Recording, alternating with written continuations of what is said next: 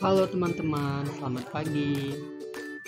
Hari ini saya Rizky Wahyudi akan mengajak teman-teman untuk mengintip bagaimana sih kejadian G30 SPKI pada tahun 1965 dan apa saja yang terjadi pada negara kita pada saat pasca kejadian G30 SPKI tersebut.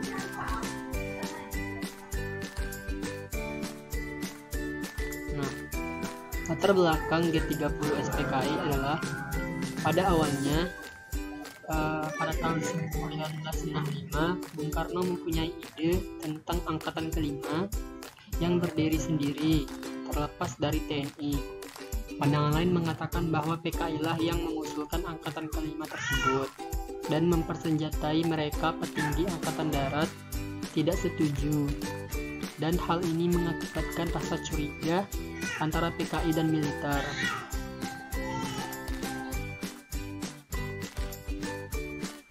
Nah, yang pertama adalah munculnya komunis di Indonesia.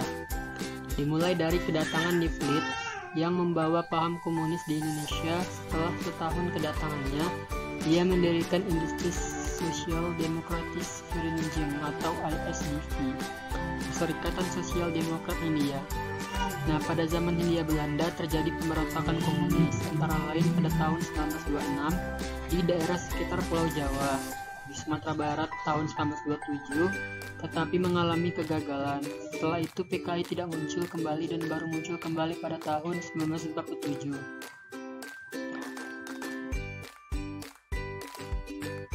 Nah, gerakan G30 SPKI.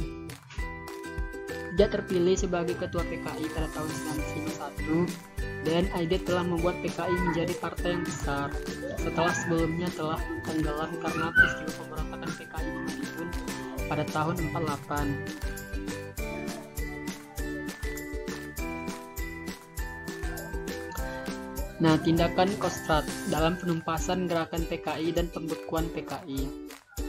Pada hari Jumat tanggal 1 Oktober 1965, Pangkostrat Majen TNI Soeharto melakukan tindakan penumpasan gerakan PKI karena pengkhianatannya terhadap bangsa Indonesia dan melakukan pembunuhan terhadap jenderal-jenderal. Tanggal 3 Oktober 1965, sekitar 17, ditemukan timbunan tanah dan sampah yang diperkirakan sebagai tempat penguburan. Kemudian dilakukan panggilan terhadap timbunan tanah dan sampah tersebut yang ternyata adalah sebuah sumur tua.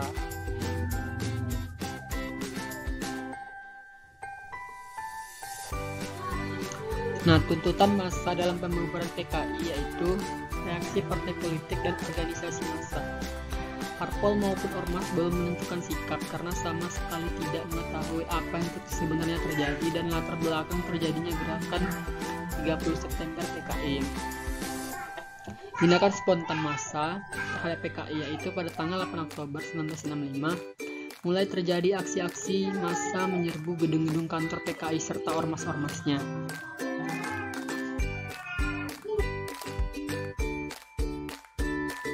Yang ketiga adalah Tri Tuntutan Rakyat atau Tritura. 3 buah tuntutan yang kemudian dikenal sebagai Tritura itu yang isinya adalah pembubaran PKI, pembersihan kabinet dari unsur-unsur G30 SPKI, dan penurunan harga dan perbaikan ekonomi.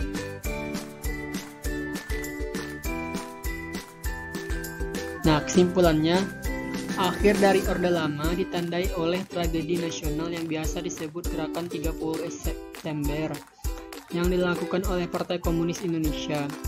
Hal ini merupakan usaha mengganti Pancasila dan UUD 1945 dengan ideologi komunis.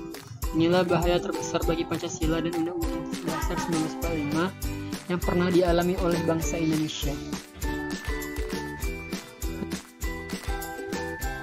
Dan terima kasih. Selamat pagi teman-teman.